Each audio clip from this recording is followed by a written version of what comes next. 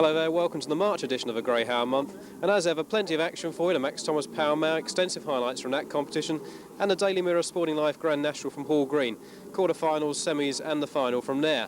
But this morning we're down at Wimbledon for the pre-derby sale, the spring sale, where lots of possible derby contenders are on offer. There's Airmount Super is a good dog, he's well thought of. B.O. Pet has come over as well, and there's lots of rumours about that one. That should go for a big price if it's sold today. Well, there's plenty of reports from the sales popping in and out throughout the tape, but we'll start off with some action. The Carlsberg Midland Puppy Derby from Monmore. And the lineup for the first semi-final: in trap 1, Who Done It; in 2, Ballinderry Gown; in 3 was Judd Hannah; 4, Pagan Pine; in 5, Roughside Rock; and in trap 6, Bucks Nickel. Favourites here, joint favourites in trap 2, Ballinderry Gown and Bucks Nickel on 7-4. But watching out for a big run from the dog in trap 4, Pagan Pine, Hazel Dixon's Wembley runner, who, by the way, is a little brother of that fast dog, Pineapple Lemon. So the running and racing up towards the first bend, and 4, Pagan Pine gets a nice break along with 1, Who Done It. In between those comes 2, Ballinderry Gown as they go round the first 2 bends. And it's now just trap 1, Who Done It, who has a slight advantage, but Pagan Pine showing the best middle pace goes on. Ballinderry Gown back in 3rd, and after these, racing in 4th comes Roughside Rock. Second last bend then, and it's still Pagan Pine out in front, some 2 lengths clear from Ballinderry Gown, and Who Done It disputing second. In fact, Ballinderry Gown is closing all the time on Pagan Pine, but the line comes in time for Pagan Pine. Ballinderry Gown a spirited run in second, with Who Done It back in 3rd.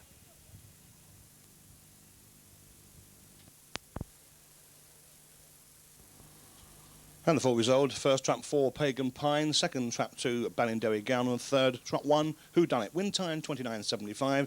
Distances are fast decreasing, 3/4 of a length and 3 1/4. On to the second semi-final. In trap 1 was Carrigley Vixen; 2, Autumn Turbo; 3, Silktown Flash; 4, Just Right Kyle; 5, Beat the Echo; and in trap 6, Jeff DeMorder's runner, Home Late. Favourite here, trap 5, Beat the Echo at 5-4. Second favourite in trap 1, Carrigley Vixen at 3-1. Watch out again though for the dog in trap 6, DeMorder's Derby Fancy, Home Late. And the running and racing up towards the first bend. Fast away is trap 4, Just Right Kyle. Trap 5, Beat the Echo, seemed to stumble out of the trap slightly, but showing good early pace and tucking in behind the early leader, Just Right Kyle. In fact, now 5, Beat the Echo goes on from 4, Just Right Kyle. Then comes 6, Home Late, challenging on the outside of that one. Then comes trap 2, Autumn Turbo, as they go around the second last bend. And trap 5, Beat the Echo with a 2-length lead over Home Late. Then comes Just Right Kyle. The favourite's going to oblige here, not stopping all the way to the line. Leads this one about a length and a half clear from Home Late. Back in 3rd, Just Right Kyle. A good performance since Beat the Echo missed its break.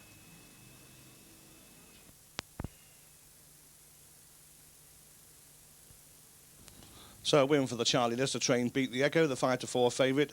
Trap 6, Jeff DeMorder's Home Late was second, and in trap 4 in 3rd place was Just Right Kyle. Time 29.84. Distances 2 lengths and 1 1/4. Move on now to the final, worth £1,750 to the winner. In trap 1 was Who Done It; trap 2, Ballinderry Gown; 3, Pagan Pine; 4, Just Right Kyle. The favourite in 5, Beat the Echo at 7-4, and in trap 6, Home Late.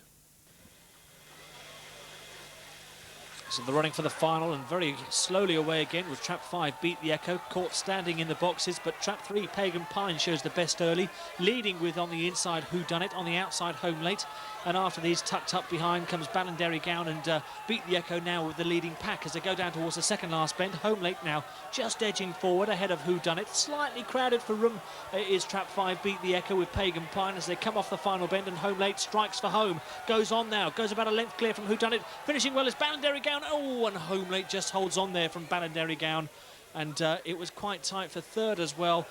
Who Done It in 3rd.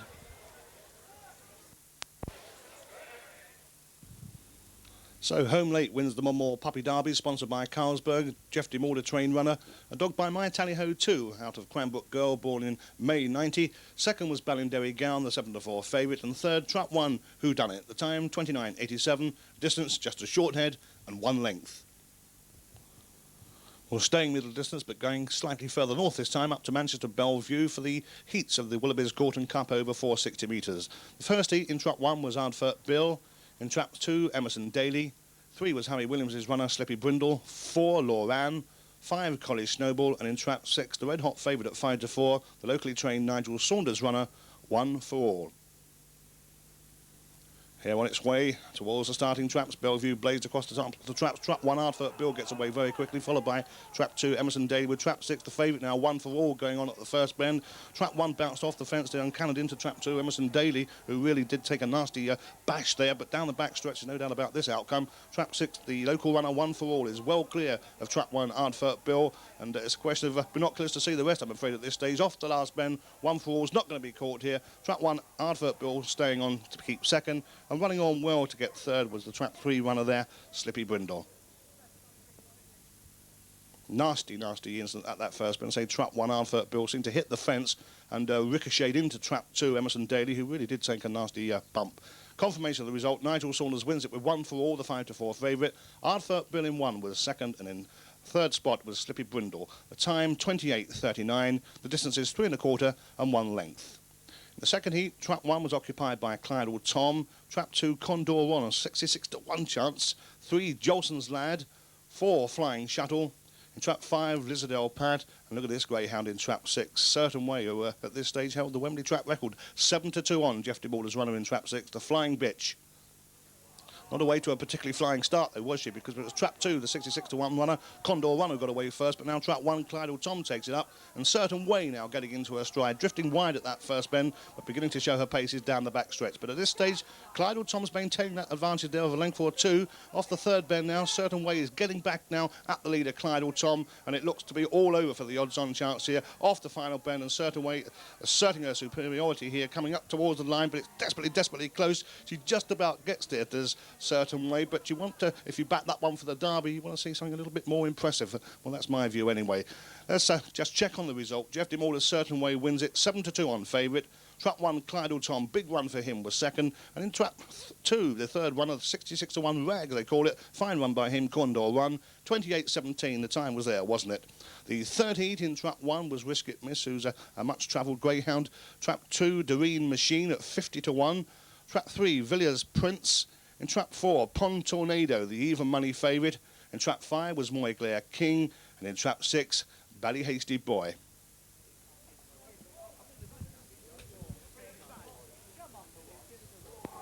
Off and running, and a fine start there by the Greyhound in Trap 2, going up to the first bend, and then Dog in Trap 1 is sort of bursting his way through there at the first bend. That's Risk It Miss, I should say it's a bitch bursting through on the inside. So Risk It Miss out the second bend and into the back straight, leads from Trap 5, Moyglaire King, with Trap 4, Pond Tornado, the favourite, with it all to do at this stage. Rounding the third bend, Pond Tornado barges his way through there, he runs into the back of Trap 1, Risk It Miss, that certainly did not help his chances, and off that final bend, Risk It Miss is holding Pond Tornado all the way to the line. Risk It Miss wins it from Pond Tornado, and you can see it was pretty close at the back, really much of a bunch finish, wasn't it? Charlie Lister, the man very much in form this season, as indeed he is most seasons, isn't he? Doesn't have many dogs in his kennel, does Charlie, but what he has got, they're good. Trap 1, Risk It Miss wins it. Trap 4, the favourite Pond Tornado is second, and third, Trap 3, Villiers Prince. Time, pedestrian 28.54. The final now, Trap 4 vacant here. Trap 1 was Clydell Tom. Risk It Miss in Trap 2. Ardfurt Bill in Trap 3. No Trap 4 runner. The favourite was in Trap 5, Pond Tornado. And in Trap 6, 1 for all. And of course, the non-runner in Trap 4 was Certain Way, Jeff DeMalder's bitch, who finished slightly lame after winning her heat, and perhaps that may explain the way she's sort of struggled to get home. But a 5-dog race then for the final of the Gordon Cup. And away they go, and Trap 2, Risk It Miss, out like a bullet ahead of 1, Clydell Tom. Here comes 5, Pond Tornado, as they go around that first bend, and Risk It Miss is being joined by Pond Tornado up on the outside after these 2 lengths back for 1 for all. Racing down the far side, and the youngster Pond Tornado goes on, a length clear from Risk It Miss in second. After these comes 1 for all as they go around the second last bend, and Pond Tornado goes towards the rails, goes about a length clear, still from Risk It Miss, who's trying to battle back, but racing up towards line, Pond Tornado, showing him a clean pair of heels. Pond Tornado wins it from Risk It Miss in second.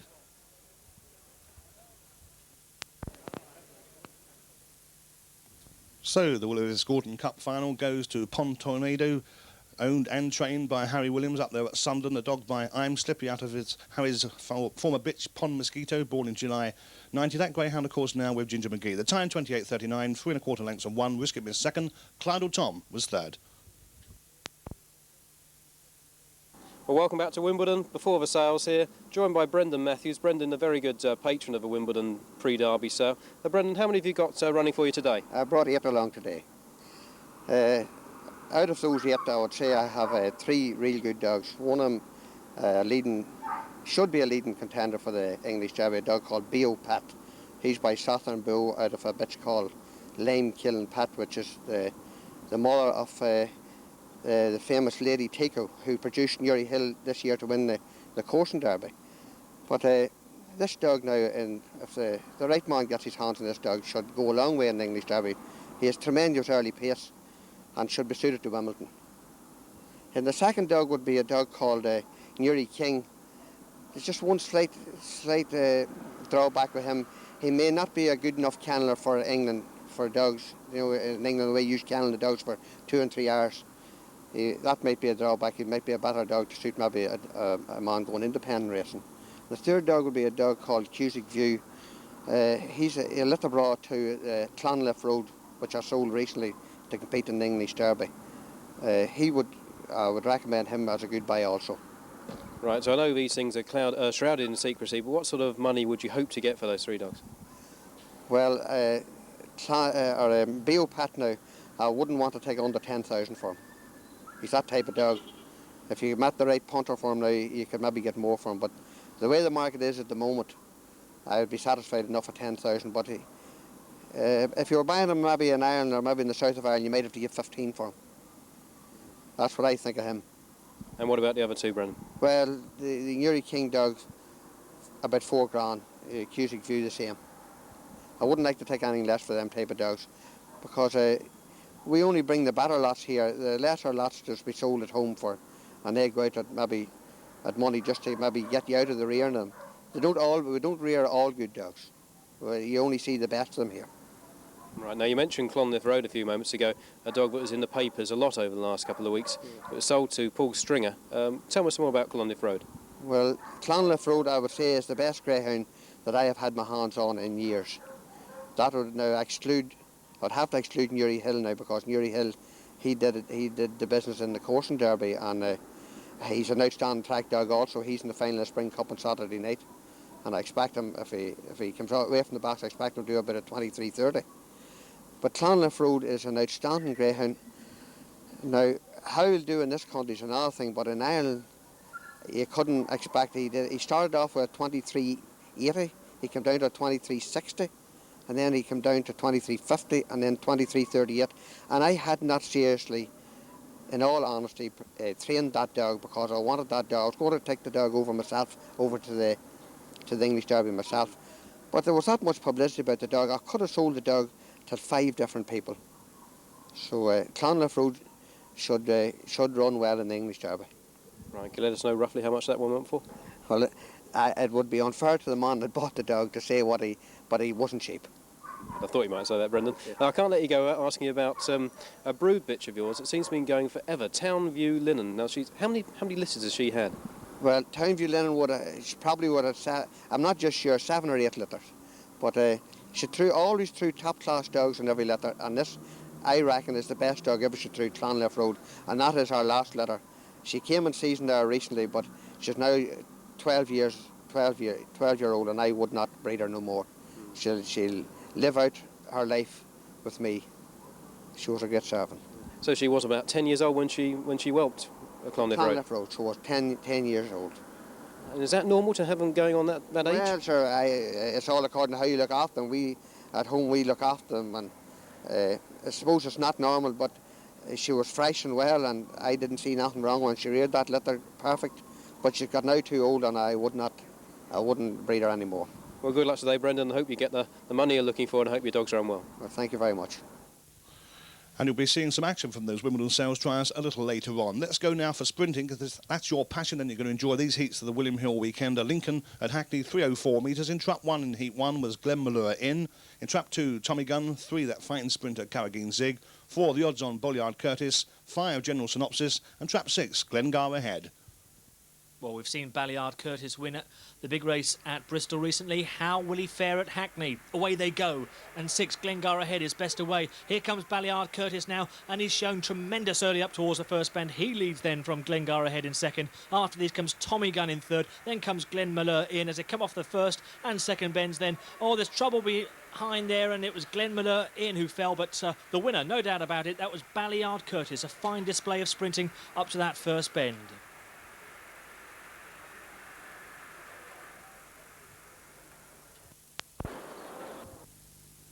Well, how often do you see a sprint race won by 7 lengths? Yes, that was the distance that Balliard Curtis put between himself and the runner-up, Glengar ahead. Third was Tommy Gunn, the time of flying 18.12. Confirmation again, 7 lengths and ahead. In Heat 2, Trap 1 was occupied by that fine sprinting dog, Tony McKenna's Niels Gold. Trap 2, Gaskin's Call for Cats. Linda Mullins, champion sprinter of last year. Trap 3, Where's the Limo? Trap 4 was Carrageen Chief. In 5, Pretty Supreme. And in Trap 6, Sayrin Risk. The next big gun, Where's the Limo? Lining up in Trap 3. Away they go. And Trap 5, Pretty Supreme, best away. Where's the Limo out the back as they go up towards the first bend? Pretty Supreme leading at the moment from Niels Gold in second. After these comes 6, Sayrin Risk, and then comes Where's the Limo? Only 2 qualify, don't forget. And it's Pretty Supreme out in front, being challenged now by Niels Gold. A great tussle up front. It's Pretty Supreme. Niels Gold. Niels Gold just gets it for me on the line. Very tight indeed with Pretty Supreme. But those two go through to the final. We'll leave that one to the judge, though.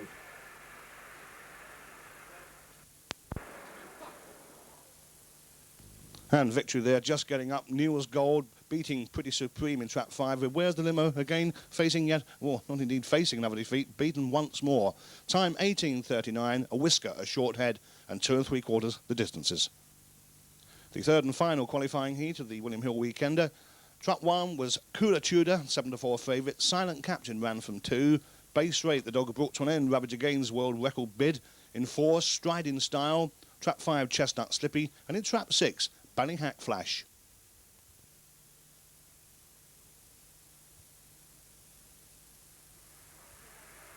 Away they go, and 6 gets a very good break. The local ace Ballyhack Flash leading from 5, Chestnut Slippy, who's showing good determination to pop his head in front at that point of the race. So it's Chestnut Slippy ahead of Ballyhack Flash. You can forget the rest surely. As they come round the second bend then up towards the line, there's nothing between Ballyhack Flash and Chestnut Slippy. Chestnut Slippy though prevails, close home by about half a length from Ballyhack Flash in second.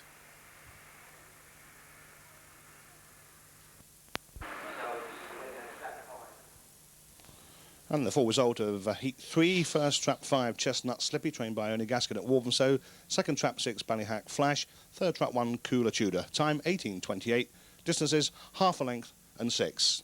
And so on to the final. In Trap 1 was Ballyhack Flash. 2 was Niels Gold. 3, Chestnut Slippy. 4, Glengar ahead. 5, Pretty Supreme. And Trap 6, Balliard Curtis, the 5-2 on favourite and seemingly invincible. You see Brian Price, Jeff DeMauler's lad there with Balliard Curtis. His dog's had trouble with cramping this season, but he's pretty fast on his day, as we've seen already.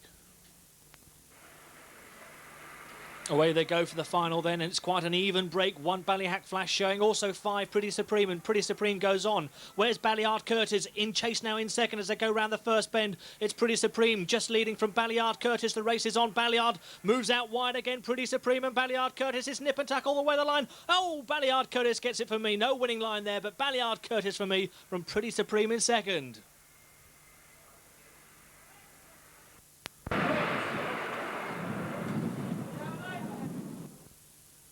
Well, he left it close and late, didn't he? But Balliard Curtis got there in the end. Jeff DeMauler's runner by I'm Slippy out of Balliard Merlin, born in March 90. Pretty Supreme, Mick Maverick's runner, led for a long way there, finishes second. Niels Gold was third.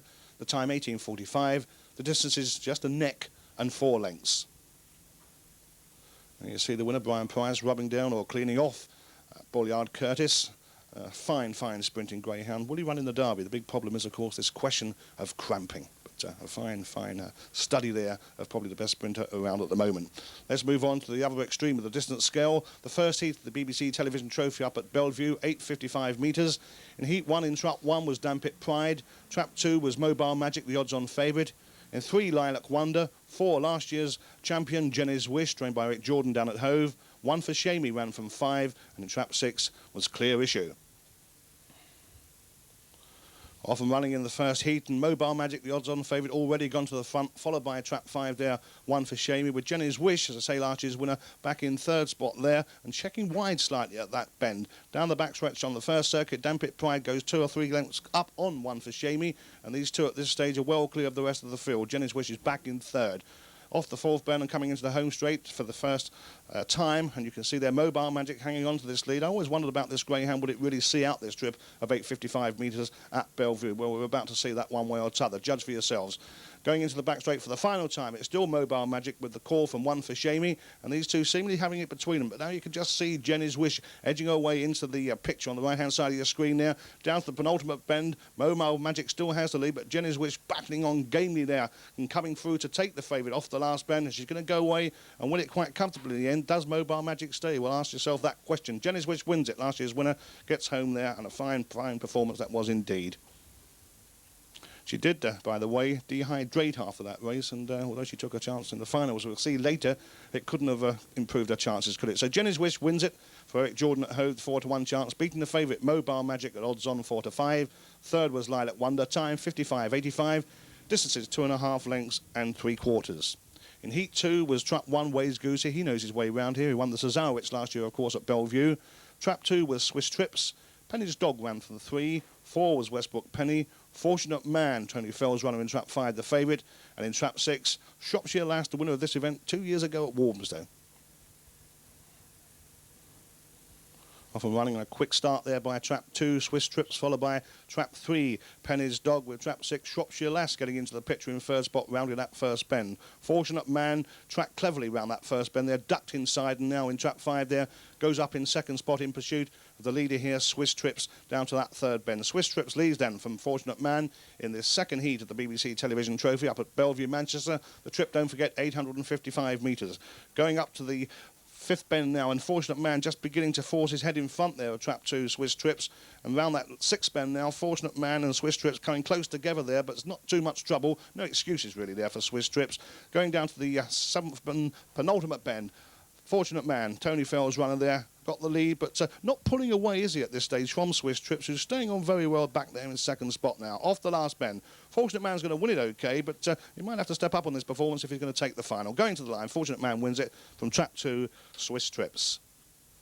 Good performance, hadn't it? A game run, I thought, there from Trap 2, Swiss Trips, who led for a long way, got squeezed for room around that fifth bend, but stuck to her guns quite well. So Fortunate Man wins it, the 6 to 4 favourite. Swiss Trips is second, and I'm afraid it's goodbye to the champion 2 years ago, Shropshire Lass, who was third. 55.50, distances 2.25 lengths and 1.5.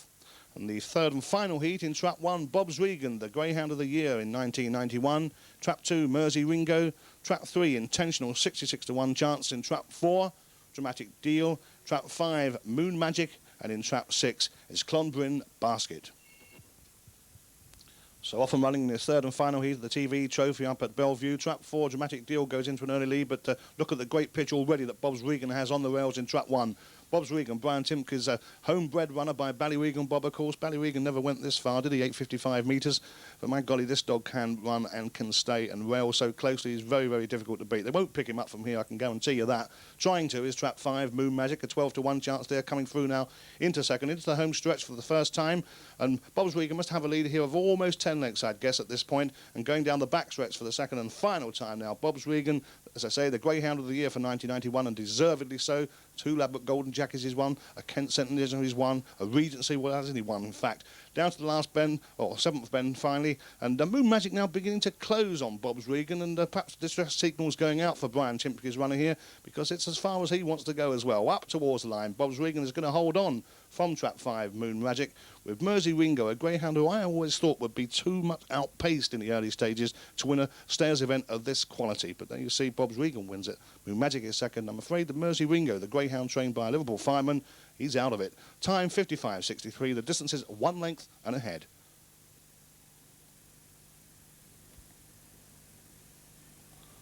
We'll move on now to the final. Shown live on BBC, of course. They do show something once a year, don't they? Thank them very much indeed. Final line-up then in Trap 1, Bob's Regan. In Trap 2 was Swiss Trips. Trap 3, Mobile Magic. 4, Jenny's Wish, the defending champion. Trap 5, the well-backed Fortunate Man on a winning streak is that one. And in Trap 6, finally, Moon Magic, the final of the 1992 BBC Television Trophy from Bellevue, Manchester. So the running for the 1992 television trophy in 3, Mobile Magic breaks well ahead of Bob's Regan in second. After these we have Swiss Trips along the rail. Then after these comes 5, Fortunate Man. Down the far side for the first time, a Mobile Magic is setting the pace, and it's a good pace so far from Bob's Regan in second. Fortunate Man's moved into third, and these three are beginning to draw away from the rest. Jenny's Wish involved in some bumping around that first bend, but as they come into the straight with a circuit to go, Mobile Magic still has the call by about a length from Bob's Regan, who's being passed by Fortunate Man on the inside, and it's now Mobile Magic, Fortunate Man looking dangerous on his heels. After these comes Bob's Regan as they head down the far side, and Mobile Magic now picked off by Fortunate Man. Bob's Regan back in the race as they go around the second last bend then, and it's Fortunate Man a length and a half clear from Mobile Magic. Then comes Bob's Regan as they come off the final bend, and Fortunate Man, will he stay on? Mobile Magic is beginning to close again up towards line. Fortunate Man, Mobile Magic, Fortunate Man and Mobile Magic. Oh my good, this will take a while to sort out. Great race in the end between Fortunate Man and Mobile Magic, and Bob's Regan back in third.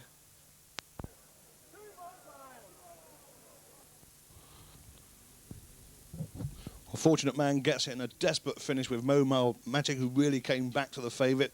Minimum distance is Shorthead, and Bob's Regan 3/4 of a length away in third. The time 55.85. The winner trained by Tony Fell, followed by Benji Cruiser. Let's go now to the reserve race of what was a controversial television trophy this year, what with a Poor Sue's saga being withdrawn for failing that chromatography. In Trap 1 was Lilac Wonder, Trap 2 Ways Goosey, 3 Mersey Ringo, 4 Columbine Basket, 5 Shropshire Lass, 6 Dramatic Deal.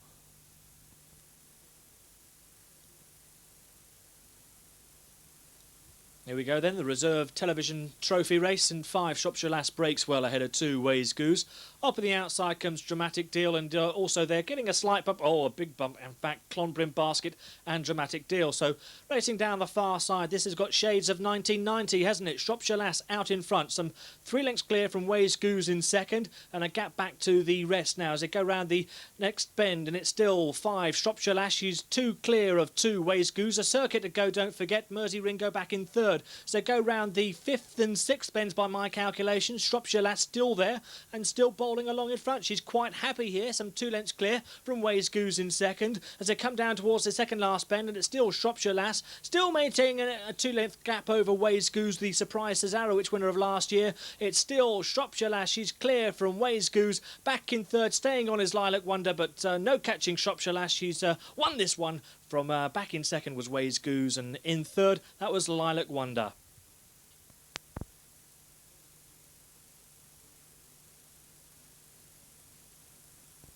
So victory there for Shropshire Lass, the Walthamstow winner of the TV Trophy 2 years ago, trained by Richard Hubble up at Norton Keynes. Ways Goosey last year's Cesarewitch champion in second, and Lilac Wonder in third. Distance was 3 lengths and 6 1/4. Staying with stayers, if you'll excuse the pun, we go now south to Wimbledon for the Heat 1 of the Sid Hooper Spring Cup over 660 metres. Had a bit of trouble filling this event at Wimbledon and had to put 1 or 2 local runners in the field. In Trap 1 was Deanside Dasher. Trap 2 was Angler's Pride. 3 was Dendera Blaze. Barry Silkman's Clohina Star in Trap 4 went off the 5-4 favourite. Trap 5 was Fairy No Again, and in Trap 6, Regent Lass. So running towards the first of 6 bends, and 3 Dendera Blaze gets a very good break ahead of 4 Clohina Star. Moving up on the outside there, that's Trap 6 Regent Lass as they go around the first 2 bends. In fact, Regent Lass running very wide, but Dendera Blaze is setting the trail. Some 4 lengths clear of Regent Lass. After this, Fairy No Again, and then comes Clohina Star. The favourite a bit disappointing at this stage of the race. So go down the far side then, Dendera Blaze maintaining this relentless gallop. Still some 4 lengths clear from Regent Lass in second. Fairy No Again plodding on in third, but making some impression as they come off the final bend. Dendera Blaze still there, still at least 3 lengths clear of Regent Lass as they race up towards the line. Dendera Blaze is going to hold on from Regent Lass, and back in third was Fairy No Again. Really, Dendera Blaze won it from the boxes.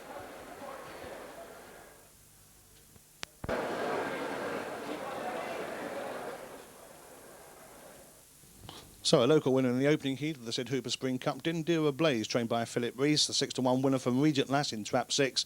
Trap 5, Fairy No Again, was third. Time 41.14, distances 1 3/4 and 4 1/2. And the second heat was Trap 1, Raff Cannon Fame. Trap 2, Honeyfield. In trap 3 was Gold Splash.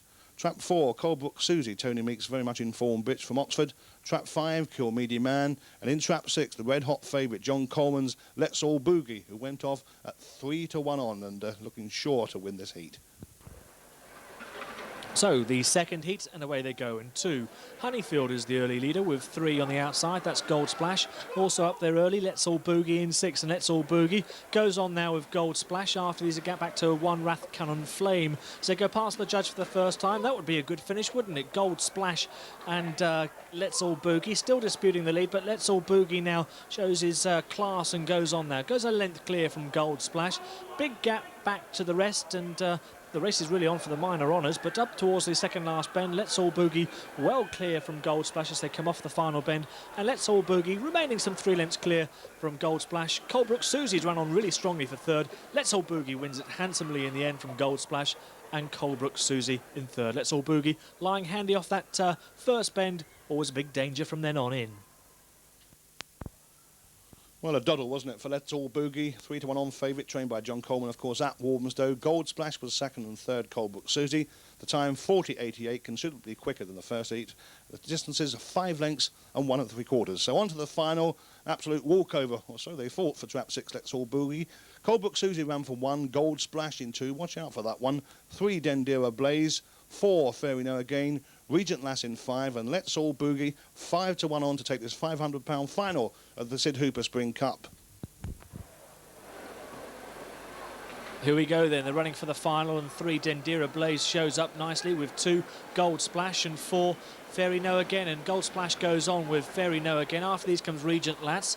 Let's All Boogie mid-division at this stage as they go past the judge for the first time, and it's Gold Splash 2 clear from Fairy No Again in second. After these in third, we've got Dendera Blaze about to be tackled by Let's All Boogie, but as they head down the far side, it's still Gold Splash and still at least 3 lengths clear from Fairy No Again. No move from Let's All Boogie in fourth as they go around the second last bend, and Gold Splash, I think we're in for a shock here. Gold Splash is clear from Fairy No Again, then comes Let's All Boogie. Bit of a lifeless performance though, he's staying on now, but all too late. Gold Splash is the winner of this year's Sid Hooper Spring Cup.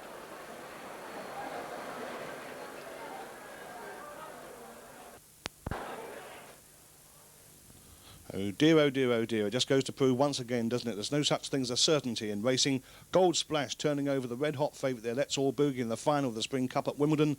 Dendera Blaze was third, the time 41.06, the distance 2 1/4 lengths and 2. Well, we're going to stay with Wimbledon now because, as promised earlier, we've got some action from the recent pre-derby sales there, and some excellent greyhounds came over from Ireland for this sale. And the first one we're going to see is a dog called Elmount Flash in a 660 metres trial, running from trap 3. And just watch this performance, first time round Wimbledon. In trap 1 was Knock Your Magic, and in trap 6 Silver Paradise, but in no time at all you can see there Elmount Flash going to the first bend, already taken 3 lengths out of his field, coming around the second bend and straightening up for home on the first circuit. This greyhound who came over from Ireland with quite a reputation, and no wonder why, really galloping away and running Wimbledon, handling it very well first time round. Trap 1 there closing down slightly, Knock Hill Magic, but the greyhound in trap 6 Silver Paradise beginning to lose touch at this stage.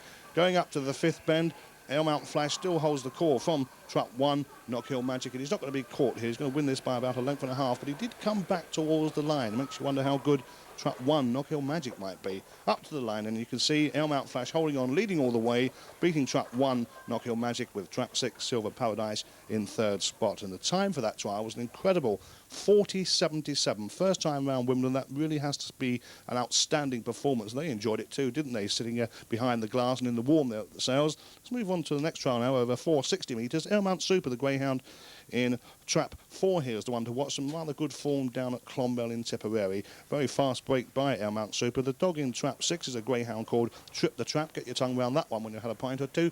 Going down the back stretch now, Elmount Super really going well clear of the greyhound in trap 6. That's Trip the Trap. He's going to run home quite an impressive winner here. Wins it by 4.5 lengths in the end, so he's come back as well, hasn't he? Or the other fella stayed on quite well. Make up your own mind about that one. Drifting very wide at that last bend was Elmount Super, but up to the line, he's going to win it. Time 28.25, beating Trip the Trap by 4.5 lengths. A good performance, but Trip the Trap there looks like a greyhound who will stay a bit further than 460 metres. Well, there you see the winner, as I say, has some useful form down that flying saucer of a track. Clonmel, nice brindled dog, and blowing a little bit there too, isn't he? But he'll be all right for that run.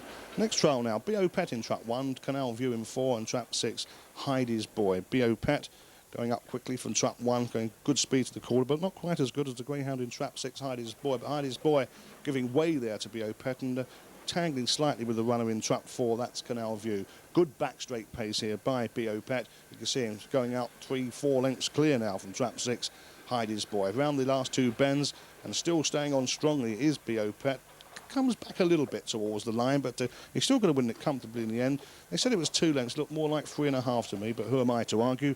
B.O. Pet wins it then in 28.11 from Heidi's Boy and Canal View. The distance is 2 lengths and 2.5. That's what they said at Wimbledon anyway. You can see B.O. Pet, not much of him is there, but he's useful, in need of that run, the Greyhound, and he might be interested to know that he's now being trained privately by Pa Fitzgerald, of course, who is now a trainer in his own right down at Ripley there in Surrey, formerly, of course, head man to Patsy Byrne. Keep an eye on that dog there, B.O. Pet. We're now going to see the fastest 460 time of the Wimbledon sales trials, and it came from a dog in trap 2 called Foot Tripper. Look at the way he burst out of the trap, and watch the way he runs this bend first time at Wimbledon. Again, a Greyhound who obviously adapts very well, really cutting across to the inside there, almost taking the paint off the fence.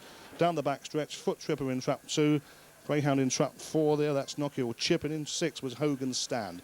Around the third bend, Foot Tripper was still clear from trap 4, Knockhill Chip. Off the last bend, straightening for home. Not going to catch him, are they? Foot Tripper's going to win it quite comfortably in the end, going in 27.91 and winning by 1 1/4 and 3 1/4.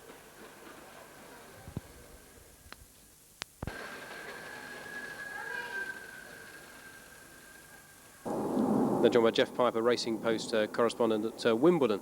Jeff, a couple of good times this morning in the 660 and the 460s. What really caught your eye?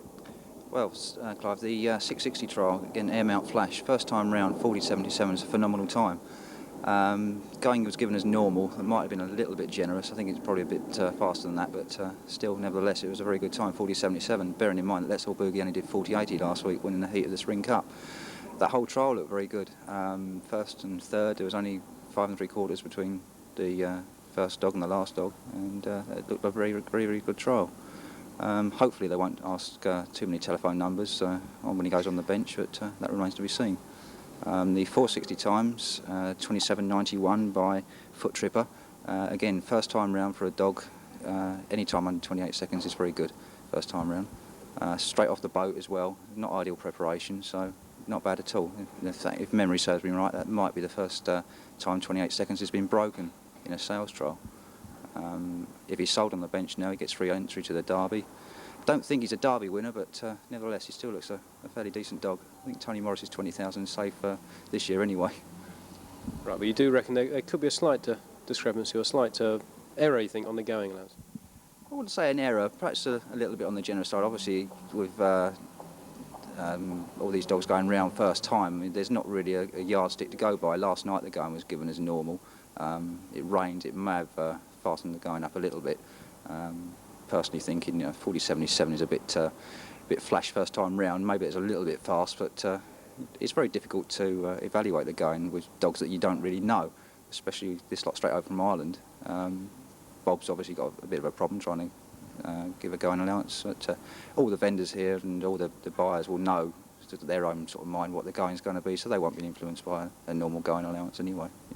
What about your talking dog? We spoke to, the talking dog of the sales, we spoke to Brendan Matthews earlier about B.O.'s Pet. Now, he was talking in terms of 5 figures for this dog. Do you think, A, it will reach that, and B, it's worth it? It will probably reach it, I would imagine. There will be someone who'll come along and pay for it. His record speaks for itself, really. He is a good dog, although he didn't exactly do himself justice in the trial today. He ran in the Produce Stakes. Obviously, it's an early elimination there, but he's got an exceptional Irish card, and when he does settle down over here, obviously, he is worth 5 figures, I think, possibly. The 660 dogs I did like. Knockhill Magic and Air Mount Flash, they look exceptional. 40.77 round Wimbledon first time is brilliant. Top class open, I would think. And the 460s, where Foot Tripper stood out. He looks a real good dog. The dog that was second, Knockhill Chip, he's supposed to be a good dog from Ireland, good staying sort of dog. They look some nice, useful pups. Yeah, they look good. Do you expect any of those to come into your kennel tonight? Well, I'd be hopeful, one or two. I'd definitely like the two 660 dogs, but whether we can find anyone that's rich enough, I don't know. Is there the money around these days, or is the recession still biting? It's biting. It's very, very difficult this time. You know, a few months ago people were buying dogs, but no one seems to be buying a lot at this moment. I suppose after the election it might all change.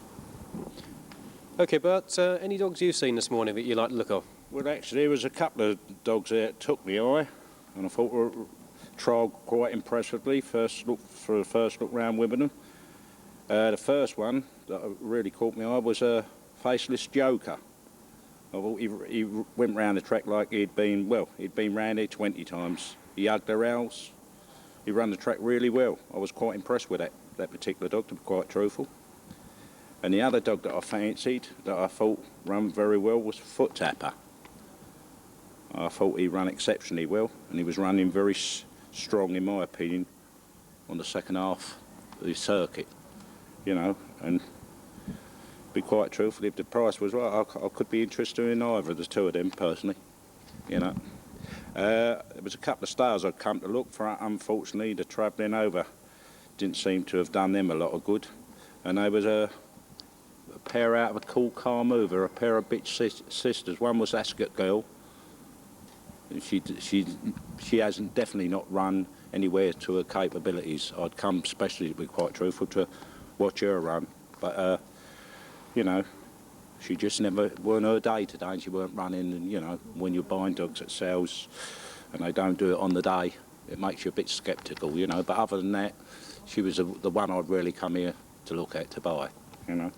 But the two dogs you did mention, the four Ben dogs, yeah. You said if the price was right, what sort of price will Well, you be going to? Then once again, see, you know, my price is different to anyone else. I want something for nothing, I suppose half of them do here. Between me and you, well, I don't know, it's at their owner's value, to be quite truthful. You can bet your life they're going to ask an arm and a leg for them. At the end of the day, are they going to find a punter here that's going to pay an arm and a leg for them, you know? But value for money, you know, and if money's no object to the person buying, in my opinion, they'd be the best two buys of the day. You know? Now joined by John Davis, owner of such great dogs as Farlow Melody, who's one of the favourites for this year's Derby, and a new promising pup called Tetsy Knight. Now, you're a regular Wimbledon race goer, John. Anything you've seen today running around this track you fancy? Yep, Foot Tripper. He ran very well. We done 27.91 first time round, which was a exceedingly good run, quite impressive. The winner of the 660 trial obviously flew round in 40.77. He's obviously very impressive, although I would have thought possibly it was unexpected that sort of time. A couple of others I liked. I liked the runner-up of Heidi's boy, who came runner-up in the trial today. I thought he ran quite well. Other than that, you know, there was much more that I didn't see much else that I thought was too good. Depends on sort of what class you're looking at. They all make good graders, but whether they make open class, I suppose it depends on what you're looking for, really. But those three I was quite impressed by. There's a little bitch there, Meg's Joy. She's got a tremendous Irish card. Slightly disappointed with her today, but you know, sometimes they don't always perform well around this track first time. She could be quite useful, although she ran a shade disappointing today. But I think, you know, she may, if somebody bought her and she sold, she may do well. Other than that, I thought I didn't really see a lot else that caught my eye anyway. You're a man who's not really afraid to get the checkbook out and write a few five-figure sums there. What are you going to be bidding for today, if anything? Today, I won't be bidding for anything. I'm just here really to see, you know, hopefully make a few new contacts today, maybe obtain one or two dogs for our new kennels. Not really here to buy, merely to meet a few people and hopefully pick up a bit of business. Right, and the new kennels, Pa Fitzgerald, is he settled in there yet? Yep, Pa Fitzgerald settled in. He's looking forward to getting on. Well, we are underway. He's we've got a few dogs. Got a couple of nice, promising pups over from Ireland. A few inquiries. What we're hoping to do, we're looking to try and get into a track somewhere. We see this as a good policy maybe to meet a few people and get round a bit. We'll start running some open races soon. My two main dogs will stay in Ireland, at least Farlow will definitely. The other dog we'll have to wait and see. Hopefully they'll both be for the Derby. Tetsi Knight, we may keep him on here afterwards, it all depends how he gets on. Farlow Melody will stay in Ireland. But as far as the kennels are concerned, yeah, we're looking for new dogs. If anybody's interested and they'd like to give Power a ring, you know, we'll be pleased to take the dogs for them. John Davis there. Well, later on we'll be having a look at just how that auction went at Wimbledon. You can see one lot on the bench and, well, as I say, keep watching and we'll see just how that sale went. We'll now come to a new feature on the Greyhound Month, Vet's Corner, and we'll be showing it to you over the next few months, in fact, and it's supplied by courtesy of Trevor Harris and Sportscast.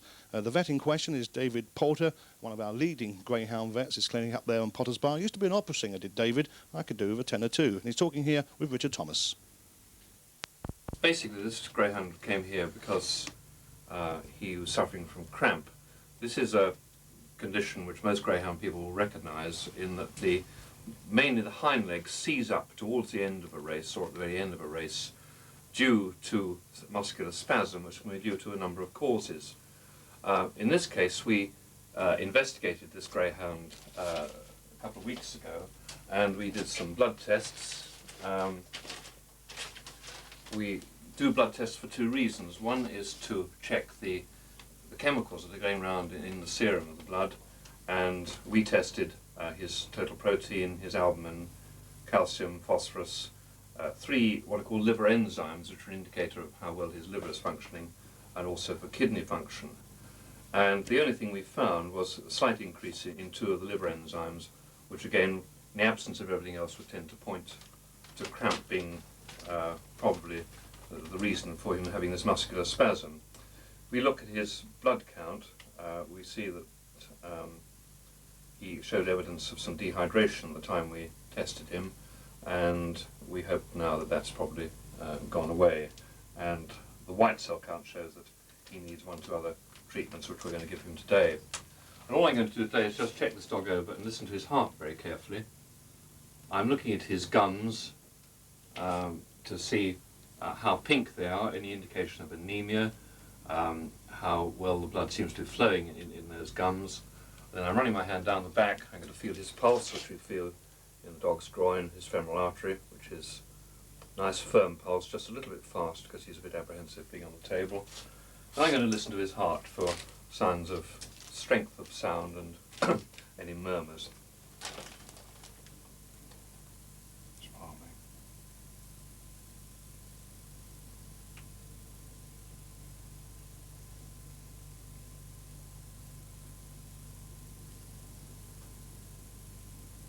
We have a listen to the other side.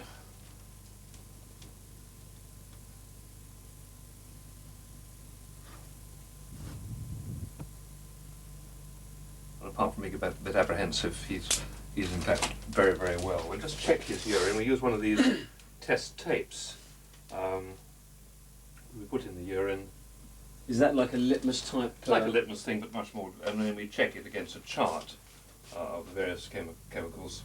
And this urine, in fact, is now completely normal.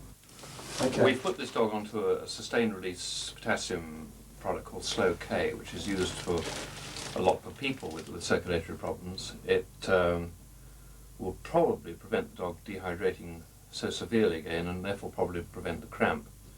The green medicine is a practice secret called Cramp B, which I'm forbidden to divulge the prescription. But in fact it is a simple biochemical remedy, and again it is okay for the chromatography, so therefore we won't be breaking any of the very correct NGRC regulations by using it. The third preparation I used was in fact a worm preparation, because his white cell count on his blood test showed an increase of what are called eosinophils, which is an indicator that he's got excess worm burden in his gut, although he looked very well. So he's had a 5-day course of a drug called mebendazole to knock out all the uglies that are sitting in his guts. Well, more from David Poulter and Richard Thomas in Vets Corner next month. We'll now move on to our monthly feature, Past Classics, where we ask you to write in to show you your favourite race from the past. And this time, we got a request from Gary Bailey of Harlow to show him the 1984 Blue Ribbon Final over 490 metres at Wembley. And Trap 1 was Bunclody Jack. John Honeysett's Living Trail, a 50-to-1 chance was in Trap 2. The Jolly Norman, the 9-to-4 favourite, was in Trap 3. He later that year went on to get to the Derby final. 4 was Michigan Man. 5 was Best Paddy. And in Trap 6 was Winning Line, the 1984 Blue Ribbon Final at Wembley over 490 metres. Off and running in a very fast start there by the Greyhound in Trap 1, Bunclody Jack, followed by Trap 6, Winning Line, and then third spot in Trap 5, that's Best Paddy, round to the first bend, trouble behind involving Trap 4, Michigan Man in particular. Going down the back strip, Bunclody Jack, that fast break, it is maintaining that lead from Trap 6, Winning Line, but look at Trap 2 there in third, moving up ominously, that's Living Trail, the local dog who knows his way round here, 50-to-1, don't forget Living Trail, off that last bend, Bunclody Jack still has it, but it's a desperately close finish, they're all catching up behind, up towards the line, and Living Trail gets there by a whisker, springing the biggest shock, or at least one of the biggest shocks ever in the Blue Ribbon Final. 50-to-1 winner there for John Honeysett. Gary Bailey, hope you enjoyed it.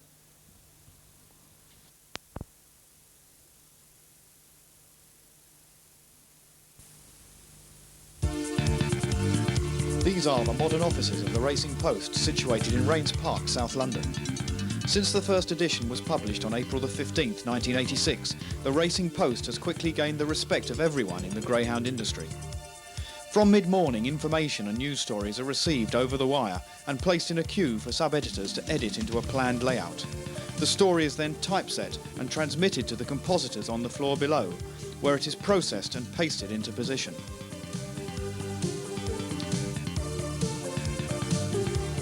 When the page is complete, it is put into a newspaper fax machine and sent over a high-powered telephone wire to the printers in East London.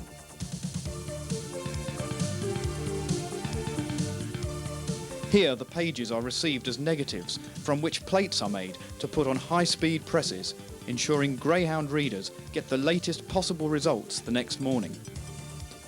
Quality control checks are made by the printing staff until good copies are running. These are then labelled, bundled and transported by van to newsagents throughout the country. The Racing Post, first for greyhound coverage. Well, back to the present and down to Watford now for the Max Thomas Pall Mall quarter-finals, the race sponsored by bookmaker Max Thomas for the second year. First quarter-final in Trap 1 was Super Gem. Linda Mullins' runner, who I thought didn't handle Oxford terribly well. Useful Pup in 2, or not a pup, a youngster, Hencliffe Ben. 3, Where's the Teddy? 4, the Oaks winner 2 years ago, Liberal Girl. Philo Rebel in 5, Philip Reese's runner, Trixie's Wish in Trap 6. They're running then and up towards the first bend. Liberal Girl's trying to go towards the rails. It's 2 Hencliffe Ben who shows up early and goes on. Hencliffe Ben then the early lead. A bit of scrimmaging there towards the rear between Where's the Teddy and Liberal Girl. Trixie's Wish out wide. Got slightly balked down the far side. But it's 2 Hencliffe Ben out in front from Philo Rebel in second. Here comes Trixie's Wish again. Checks up again at that bend. So it's still Hencliffe Ben out in front from Philo Rebel. Trying hard to peg back the leader, but no catching Hencliffe Ben. Wins it convincingly from Philo Rebel and Trixie's Wish. Well, I don't know what he's doing now, but he qualified in third. Fair dog, isn't he? Hencliffe Ben wins it. Philo Rebel is second. Third is Trixie's Wish. The time, 27:30. The distance, 1 length and 3.5. Move on now to the second quarter-final. In Trap 1 was Dean Park Atom, the 4-to-5 favourite. Trap 2 was vacant. Super Fella ran from 3. Claudine Hawk in 4, that's got some early. Trap 5, Black Planet. And in Trap 6, Show Me Off. Tony Meeker calls trains Trap 1, Dean Park Atom. Odds on for this second quarter-final of the Max Thomas Pall Mall at Oxford. Away they go, and running up towards the first bend, and 1 Dean Park Atom away well with 6 Show Me Off. After these, to get back to the others. Bit of a bump there between Trap 3 Superfella and 5 Black Planet down the far side. And it seems as though the race is between Dean Park Atom, the local ace, on the inside, but being held at bay by Show Me Off. Show Me Off is quite strong, don't forget. And Dean Park Atom seems to just slightly check there at that point of the race. So they come off the final bend, and Show Me Off now going away from Dean Park Atom, and back in third was Trap 3 Superfella. That's the 3 qualifiers for the next round.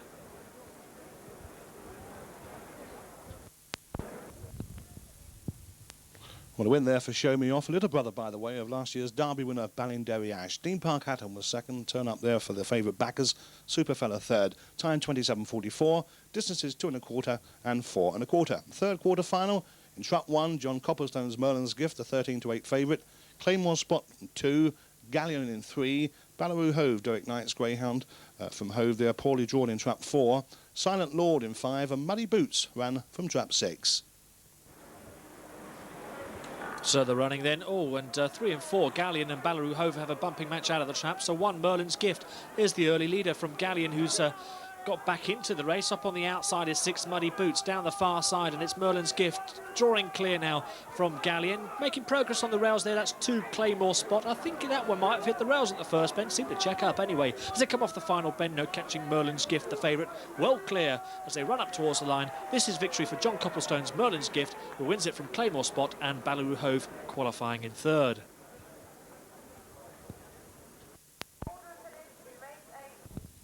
Well, John Copplestone won the Arc with Merlin's Abbey. Will he win the Pall Mall with Merlin's Gift? He gets home there in that to quarter-final, beating Claymore Spot and Ballaroo Hove, 27.23, 2.5 lengths and a neck. The fourth and final quarter-final in Trap 1 was Slippy Ruler, the 6-4 favourite. Trap 2, Crossford Jumbo, another Copplestone runner there. Oak Dean Jack in 3. Slippy Bill ran from 4. Gortmore Express was in Trap 5, and in Trap 6 was Forest Dancer.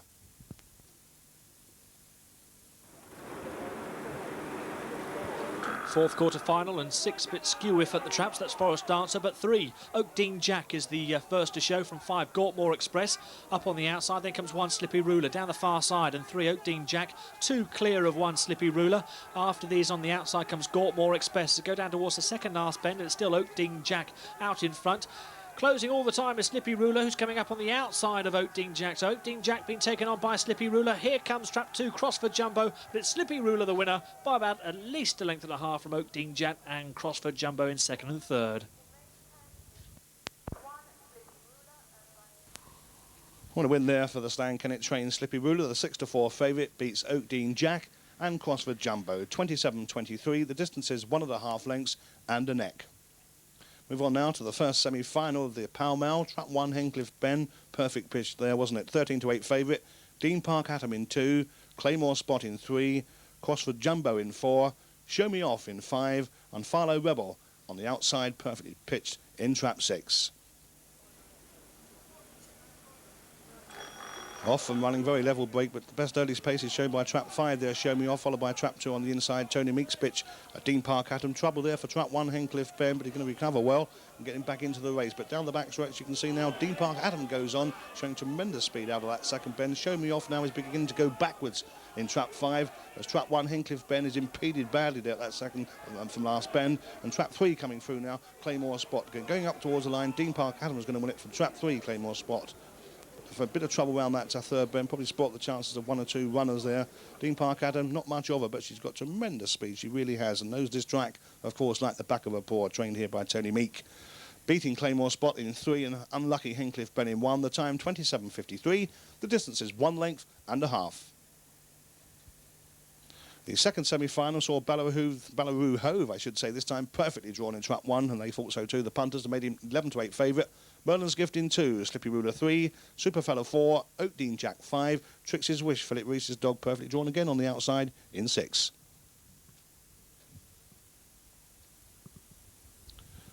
First 3 go through, don't forget, here's running for the second semi-final of the Pall Mall. We're off and running a fast break by Trap 2, Merlin's Gift, and Trap 4, Superfellow with Ballaroo Hove, although breaking well, not holding his pitch to that first bend. Out the second bend now, you can see Merlin's Gift, John Copplestone's runner going on at the back straight, followed by Trap 4 now, Superfellow, and you have to look a long way back, don't you, for the Greyhound in Trap 1, Ballaroo Hove. In fact, he's last at this stage, and what happened to him was at the second bend, he took a nasty bump, not once, but twice. Off the last bend, up in front, the business end, Merlin's Gift for Copplestone goes roaring home to success in the second semi-final of the Pall Mall. Trixie's Wish runs on strongly to get second for Philip Rees and books his place in the final. A fine run there by Merlin's Gift, a Greyhound with tremendous early speed, but bye-bye, I'm afraid, for Trap 1, Ballaroo Hove. Merlin's Gift wins it for Copplestone. Trixie's Wish is second, runs on well, that dog. Superfellow is third. The time, speedy 27.19, 3 1/4 and 1 1/4. Now the lineup for the final, that's Hencliffe Ben, I say a young greyhound, but not had a lot of racing, but is going to improve all the time. Could run well in the derby, this dog. Some people might laugh at that statement, but I was particularly impressed with that runner. There's trap 2, Dean Park Atom, the local hopes all on this one. The bitch who's won countless races at Oxford. I think she was had won about 16 races at Oxford when she came into this final.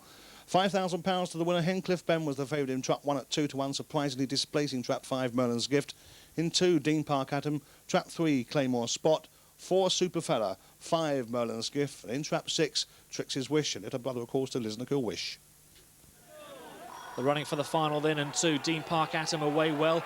Ahead of trap 5, Merlin's Gift, showing good pace to the bend, but cutting across. Oh, there's trouble there, and Dean Park Atom skips clear to the cheers of the local crowd. Dean Park Atom is well clear at this stage from Merlin's Gift in second. So he come down towards the second last bend. At least Dean Park Atom is still about 4, maybe 5 lengths clear of the others fighting it out for the minor honours. It's all Dean Park Atom. Merlin's Gift coming to the end of his tether, running on strongly as Hencliffe Bend at the end, but it's Dean Park Atom from Hencliffe Bend, and back in third, that was Trixie's Wish.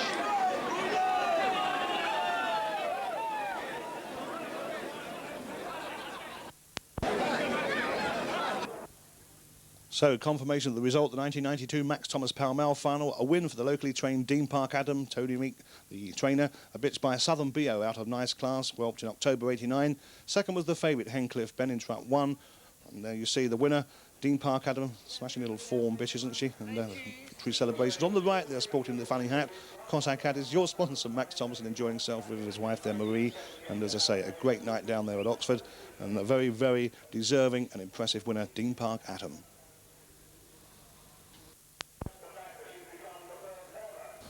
Well, as you can probably see, it's not a particularly pleasant night here at Oxford this evening for the Max Thomas Pall Mall night, but it's a great evening for the gentleman alongside me, Tony Meek, who's just seen his Dean Park Atom win the event and win it in such a tremendous style, Tony. Yeah, she showed her blistering early pace and got clear, and a bit of trouble behind, pinched it in a way, and you can't beat early pace. She got plenty of that. Did you ever think that in top class that early pace would be quite so evident? Round here, I've never feared anything round here. Whether it's the same elsewhere, I don't know. But round here, it's just like it's like her backyard. She knows it like the back of her hand. It's too early to say, suppose I say at this stage. But any ideas or thoughts where she may be going next? Looking down the road a couple of months. Well, hopefully, as long as she doesn't come in season, she'll be in the Derby. We might have a bash at the Reading Masters in between. She is actually due in season within the next 6 or 8 weeks, so she might be in season when the Derby comes along, but just have to play it by ear and see what happens. So you're not one of these trainers who would suppress a bitch, keep her on the pill to keep her racing. You'd rather let her come in season? Not a bitch of her class, because we want to breed with her after, and I hate messing about with bitches cycles when they're obviously very special bitches. I do stop them occasionally, but not very often. 5,000 first prize. Did you get a little bit yourself, a little bit of anti-post? We did have a small flutter. Not as much as you could have had, but I had a nice little flutter. Tony Meek, congratulations. Couldn't happen to a nicer man. Fires of War wasn't himself tonight, but I suppose this one's made up for all that. It has. The Fires of War is not really a 450-yard dog. We might stick him over 6 bends and see how he goes. Be nice to see. Tony, well done. Congratulations. Can do a dog, our Tony, can't he? Tony Meek there. A supporting race that night at Oxford, Max Thomas Puppy Trophy final. £500 the winner, 450 metres. Watch out for the Greyhound in trap 1, Pineapple Lemon. Trap 2, same applies. 3, Out of Dolly. 4, John Coleman's Hypnotic Stag. 5, Pendle Witch. 6, Taylor Money. The dog in trap 1, Pineapple Lemon. A precocious puppy who holds the 550 yards track record at Tralee. Here we go then for the puppy contest. A bit of bother there already. Tailored Money cutting in on Pendle Witch, but up front it's Pineapple Lemon who's clear. Some 2 clear of further trouble there as Same Applies moves off. Hampers Out of Dolly. So it's Pineapple Lemon with almost a solo here from Hypnotic Stag who's moved up into second. After these comes Same Applies as we go around the second last bend, and Pineapple Lemon some 4 clear of Hypnotic Stag who's trying to close the gap but is not going to do so. Pineapple Lemon the winner. Hypnotic Stag was second. That's your 1-2 in this puppy competition.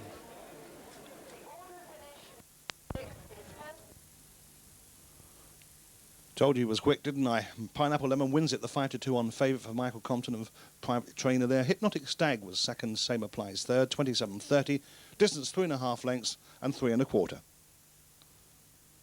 We're going to move on now to the blue ribbon at Wembley. We're going to show you just one quarter-final. It's the one, of course, you all want to see. It's the one in which Dempsey Duke here in trap 4, Terry Kibble's runner at Oxford, absolutely smashed the 490 metres trap record. Spark Glass was in 1, Monterey Tommy in 2, Trixie's Wish 3, just seen him at Oxford, haven't we? 4, Dempsey Duke, 5, Galtmore Express. In trap 6, Eric Jordan's Nan's Rendezvous, who also runs a big race.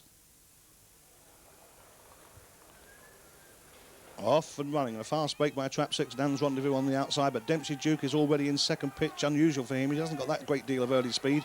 Down the first bend, a bump for trap 5 there, Galtmore Express didn't do him any favours. And now watch this dog accelerate. Dempsey Duke running better than ever, this Greyhound. Don't forget he's an 89 whelp, an early 89 whelp at that. But as I say, I think running better than ever.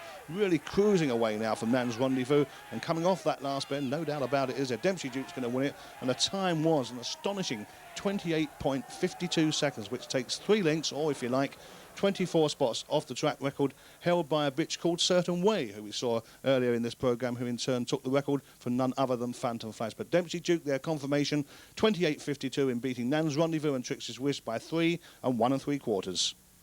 Yes, and in finishing second, Nan's Rendezvous, by remarkable coincidence, equalled the record previously held by Certain Way. Let's move on to the first semi-final of the blue ribbon then. In trap 1 was Rycourt Swank, 2 was Ballaroo Hove, trap 3 was Vacant. Dempsey Duke, the record holder in trap 4, 5 Trixie's Wish, and in trap 6, Poor Brian. Well, it was a damp night for the semi-finals of the blue ribbon, and Dempsey Duke with a Vacant trap on his inside, that'll help his cause. And away they go, and 6 Poor Brian is away well, ahead of 4 Dempsey Duke, who's already in second. After these we have Rycourt Swank, who moves off slightly hampers Ballaroo Hove, and towards the rear Trixie's Wish down the far side. Then Poor Brian setting a blistering pace, but here comes Dempsey Duke now, ranging up on the outside. I think we know the result from here on in, don't we? Dempsey Duke quickens clear, a length clear from Poor Brian in second. After these, running on well is Trixie's Wish as they come off the final bend. There's no catching Dempsey Duke, 3 clear from Trixie's Wish, who snatches second from Poor Brian in third.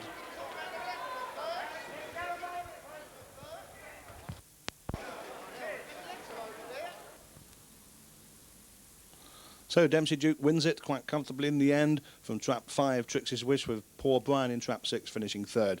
29.06, more than half a second slower than his second round victory. The second semi-final in trap 1 was Turinga Bay, trap 2 Pagan Pine, little brother of course of Pineapple Lemon, 3 Lions Monks, 4 Derry Call Fire, Nan's Rendezvous, little brother of Turinga Bay in trap 5, and Summerhill Chief in trap 6.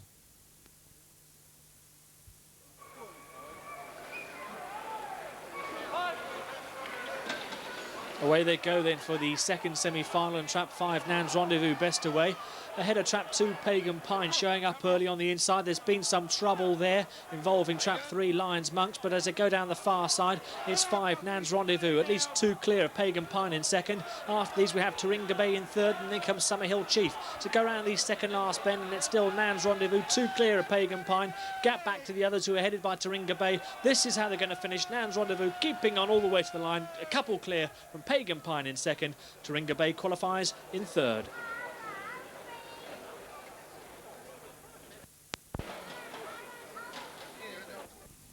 So Nan's Rendezvous wins it, British bred success there. Pagan Pine is second, Turinga Bay is third, so the 2 little brothers reach the final of the blue ribbon. 29.17, 2.5 lengths was the winning distance. The final itself in trap 1 was Turinga Bay, Pagan Pine in 2, Poor Brian, the outsider, at 25 to 1 in 3, Dempsey Duke, 2 to 1, joint favourite in 4. Gets some luck with the trapdoor, was, didn't he, that dog? Trap 4 for the third time running. Trap 5 was Trixie's Wish, and in trap 6, Nan's Rendezvous. And just what's the speed that Dempsey Duke shows out of this second bend? They're running for the final, and away well goes trap 3, Poor Brian, just shading Nan's Rendezvous on the race towards the first bend with 4 Dempsey Duke lying handy, moves off slightly there, so Poor Brian goes on with Nan's Rendezvous in second. After these comes Dempsey Duke, heading down towards the second last bend, Poor Brian. Here comes Dempsey Duke, rocket power now, as they go down towards the second last bend. Dempsey Duke slices them in half. Dempsey Duke has got this one ahead of Nan's Rendezvous, who's coming again though as they rest off the final bend. Dempsey Duke, Nan's Rendezvous, trying. Will he get there? No, Dempsey Duke holds him. Dempsey Duke wins the blue ribbon from Nan's Rendezvous in second, and I'm not quite sure what happened for third. I was too interested in the leaders.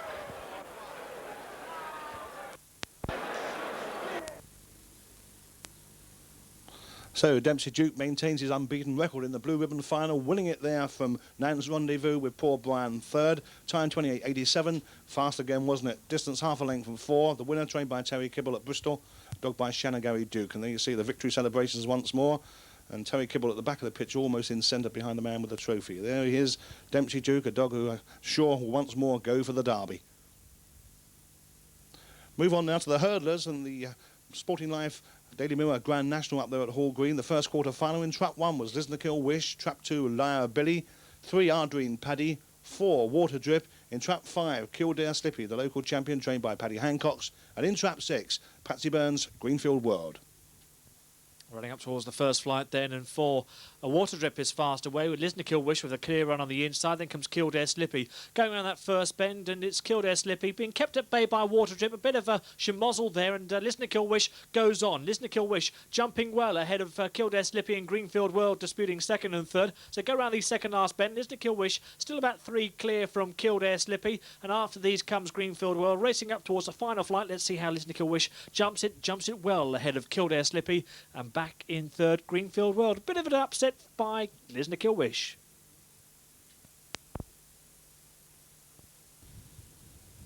Well, the turn up for the favourite there, because Lisnakill Wish, Philip Reese's runner from Wimbledon, beats Kildare Slippy, and in third was Greenfield World. The time 28.88, 2 3/4 lengths twice. The second quarter final in Trap 1 was Sinone Pride, 2 Pure Panther, 3 Tramp's Ball, 4 Ideal Man, in Trap 5 Mulgannon Beauty, and another odds-on chance here. Will the punters take another chance with an odds-on chance? Trap 6 Rocky's Jack at 4 to 6. Short run to the first flight, of course, and away they go. Bit of crowding between 2 and 1 out the traps. It's 6 Rocky's Jet who takes the first hurdle in the lead, and again running very wide though, so this allows 3 Tramp's Ball to go on from Rocky's Jet. Bit of a scrimmaging between 4 Ideal Man and 1 Sinone Pride. Jumping the third, and it's still up in front Tramp's Ball. Rocky's Jet still in second as they go around the second last bend, and Tramp's Ball looks as though he might be slightly increasing the lead at this stage. Rocky's Jet moving off wide, running up towards the final flight, jumping it, and he jumps it well, doesn't he? Well experienced is Tramp's Ball. Tight for second place, though. I'll leave that one for the judge. Good performance from Tramp's Ball.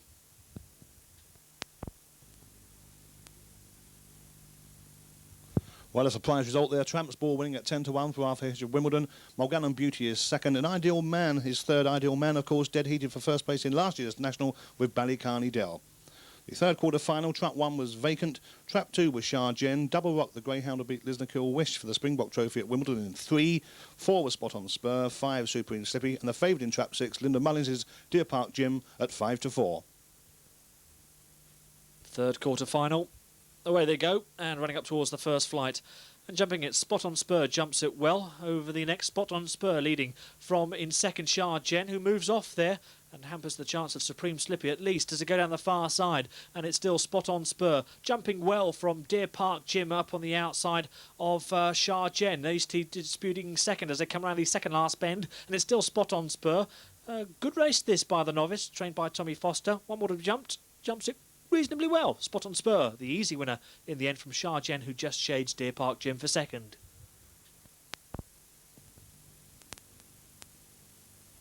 Well, there's the result. Spot on Spur wins for Wimbledon, 7 to 4. Shah Jen is second, and Deer Park Gym the favourite, only third. Time 29.17. Distances 4 1/4 lengths and half a length.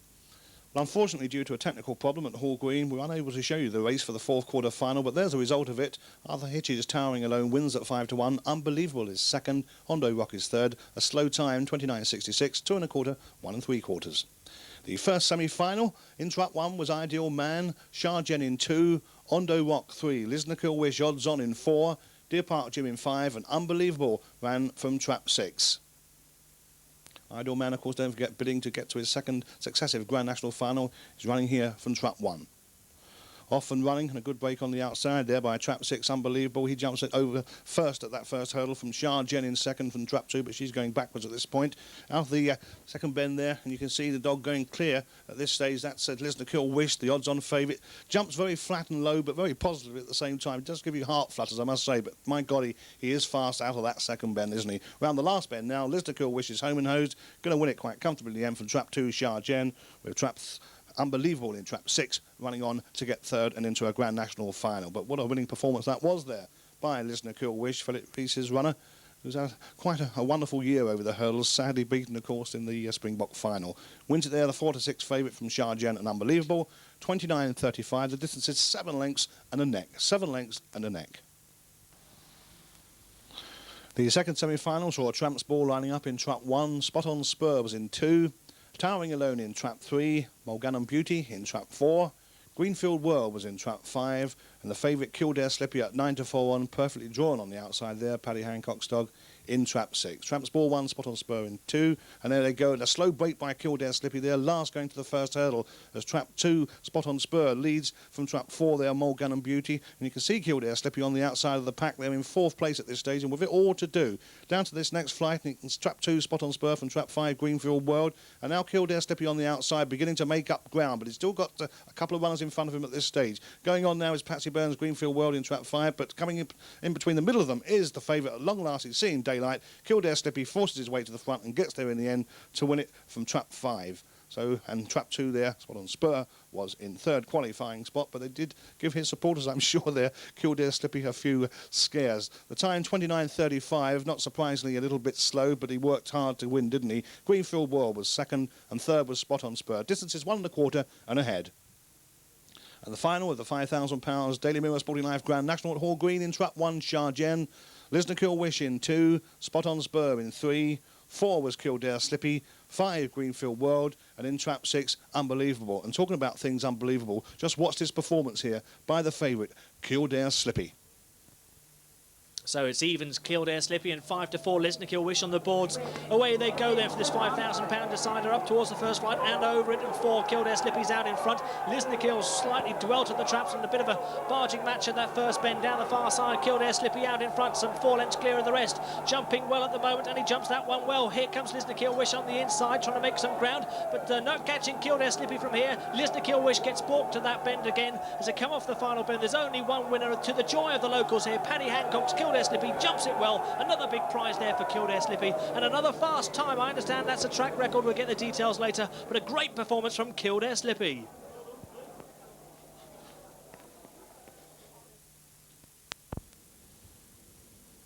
Well, by any standards, that has to be considered one of the most fantastic performances of all time in greyhound racing. Kildare Slippy there, winning the Grand National by almost 10 lengths in 28.52. And that time, not only is it a track record, it's also faster than the flat record of 474 metres held by Ricasso Hiker. Now you can see the dog on the podium there. Owner Ray Dealey holding the trophy. On the left is Paddy Hancock's the trainer. On the right is Paddy Hancock's son, and he's feeling very happy with himself. Don't blame him, something like that alongside him. There's Hall Green. They describe it as the GRA's jewel in the crown. It's certainly better than Portsmouth, I can tell you that much. And great celebrations there for a marvellous, marvellous performance. Scintillating performance by Kildare Slippy there, Paddy, breaking the flats and the hurdle records. Yeah. Incredible dog. Fantastic, absolutely fantastic dog, like, you know. I was confident he'd win, but the time was a bonus, like, you know. He's done very, very well, very pleased with him, yeah. That must be his 3rd track record as many weeks. I think so, yeah, I think so, yeah. Well, Ray keeps all the... I keep all the bits and the all pieces. the data and the scrapbook, which is getting very, very thick now. In actual fact, it's piling up, and I just hope it'll pile up more for Paddy's sake, my sake, and the honour of the track, Hall Green, actually, which is... I mean, nobody thought he'd do that time, though, would they? The first Hall Green to win, I believe, for 58 years, I believe, to win this event for 58 years. So that's a question of pride for Hall Green, for the trainer, Paddy here, and particularly for myself, who actually has sat by and watched all the hard work put in, and the effort and the technique and the skills to produce a dog of this quality. I mean, anyone could own a dog, but to get it to this peak of perfection at precisely the right time is a wizard in the handling of dogs, is the words I can use for it in actual fact. That's fine praise indeed, Paddy, but of course he's still such a young dog, Kildare Slippy. Oh yes, he is. He's only I think it's April '89, like, you know. Last year he was only very puppyish, like, but he done well for a puppy, like. And I asked Ray at the end of, well, about August, I said, would you mind if I put him away? Although he was still running well, and he said, the dog's yours, you do what you want, and that's the type of owner ideally is. And we put him away, and we had great faith that he'd be a more mature dog, and he's come out and he's proved it, like, you know, and he's lived up to everything we said. Yeah, he's absolutely a brilliant dog. Brilliant dog. Yes, Superstar. his rest is work to treat now. Is there any more in the tank? Well, crikey me, I mean, 28.52 was it? I mean, not only has he broken the hurdles record, he actually has broken the flat record as well, which has stood for over 10 years. And the fact that he's put 5 hurdles in the way of him and he still beats it is something which I think will go down in the record books of greyhound racing for all time. It's phenomenal. It's a phenomenal run, you must agree yourself. Absolutely phenomenal run. Yeah. Well, I've never seen it happen before, and no doubt some smart person will ring up and say 1932 or whatever. But I don't think they would. I don't think they would. I think this one, I think we've got them beat on this one. I think, you know. If you look back 5 years ago, they were doing nearly 2 seconds slower than this in actual fact, this gives some indication of the actual height of the effort put in by the dog. I mean, it really will take a lot of time before this actually gets through the record books and ever gets beaten, I think. Such a dog will probably appear once in every 50 years. Well, he's really well, really well. We said 29.14 wouldn't get broken, and then he, you know, he's kept proving us wrong. Well, two happy men, their trainer Paddy Hancock's and owner Ray Dealey. Well, they had the smiles on their faces earlier in the meeting because they had Dream Mint running in the 663 metres Daily Mirror Salva. Dream Mint ran from trap 3, and this greyhound, I think, could be a challenge or a threat to Let's All Boogie. He ran, as I say, from trap 3, 5-4 favourite, and he actually broke the track record. Errol will take up commentary.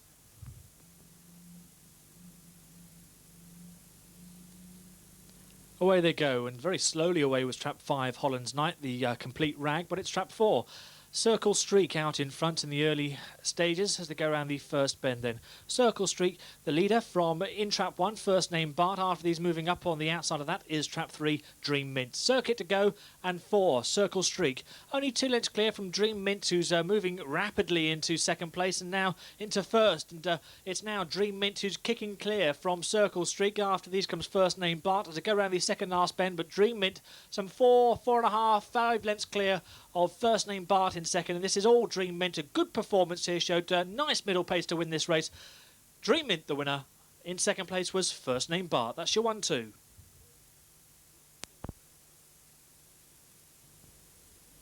Confirmation of the result then, Dream Mint wins it for Paddy Hancock's again. The track record time 40.80, 5.5 lengths and 3 1/4.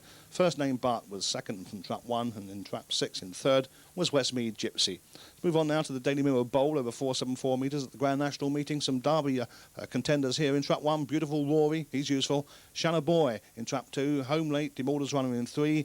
Sierra Palato in 4, One for All in 5, and the Puppy Derby champion in trap 6, Nick and Natalie Savers, Right Move.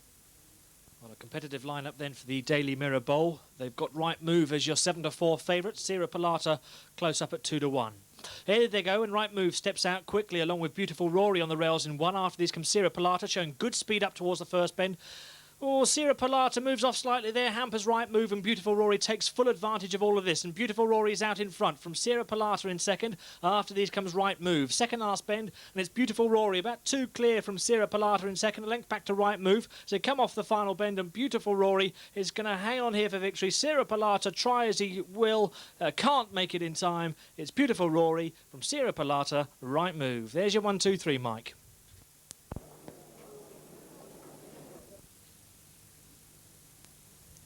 And a local victory there for Beautiful Rory in trap 1, beating Sierra Palato and Right Move. 28.63, fast time, wasn't it? 2.5 lengths. But we're going back to Wimbledon now for the auction. And on the bench is Mount Flash, the greyhound who ran that tremendous trial, 40.77. Let's see how he got on. Like the race, you see him on this morning, 10 grand. 8, 7, 6 and 5 away. How many 5 anywhere? 500. Oh, sorry, 5,000. Well, there is one fast man in the place anyway. I can say there's one man that is really fast. He took me in at the 500. Well, the next bid will take us 5,000. Have we got 5 anywhere? 5,000 away. 5,000. This is a cracking grade, dog. 5, 4, 3. 3. We give the customer a chance here, Brian. I'll see. We got them going. How many 3 on the 3? 3,000 anywhere. 3 away. 3 to go. 3 anywhere. 3. 3.5, thank you very much. 3 bid 3, and we all ball 3. 3 bid 3, and we all ball 3. 3 and bid 3. 3 bid 3, and we all ball 3. 3 bid 3. If you have that 500 now, it will come in handy. 3 and bid 3, and we all ball 3. 3 bid 3, and we all ball 3. 3 and bid 3, and we all ball 3,000. 3 bid 3, and we all ball 3. 3 bid 3, and we all ball 3. 3 and bid 3. A smashing looking Greyhound there. 3 and bid 3, and have the car to match. 3 bid 3, and we all ball 3. 3 bid 3, and we all ball 3. 3 and bid 3, and we all ball 3. I take a half. 3 bid 3, and we all 350. 3,000 and 3,500. 35. 35. 35. Will I say 4? 3,500. 4 and a half. 4 bid 4, and we all ball 4. 4 bid 4, and we all ball 4. 4 and bid 4. 4 bid 4, and we all ball 4. 4 bid 4, and we all ball 4,000. 4 and bid 4, and we all ball 4,000. 4,000 and bid 4,000, and we all ball 4. Will I say 4 and a half anywhere? 4,000 and a half. 4 bid 4, and we all ball 4. 4 and bid 4, and we all ball 4. 4 bid 4, and we all ball 4. I take a half again, which now at 4,000. 4,000 and bid 4. 4 bid 4, and we all ball 4. 4 bid 4, and we all ball 4,000. 4,000 and bid 4,000. 4,000 and bid 4,000. Anybody else there now at 4,000? Right, it's just about 4:30 and it's the end of the sale now. A long day for the organiser, Michael Flaherty. Now, Michael, how did it go? If you'd asked me about 2 hours ago, I would have been a lot worried. But we went through 12 lots without selling a dog. Then our good old Peter Arthurs came up and sold one very cheaply, and that started to get the ball rolling. And I think as the lots weared on, people were getting worried that they weren't going to get a dog, so they started buying. And I think we did very well. And then, considering the economic climate, we got general election tomorrow, and you know, we've done well in the end to get everything out of what we have done. Right. Quite pleased. Right, well, the fast 6-Ben winner, 40.77 Airmark Flash, that actually went to Jim Morris on the phone, I hear. That's right, yeah, we couldn't get, I think, what, did we get 4,000, something ridiculous for 40.77? Incredible. And so Brian took it upon himself to ring up Mr. Morris, who was unable to be here today, and he offered £8,000 for it, and the vendor accepted. So that was our top lot today. £8,000 for Airmark Flash. Incredible trial, great trial. Anybody who was here, everybody agreed.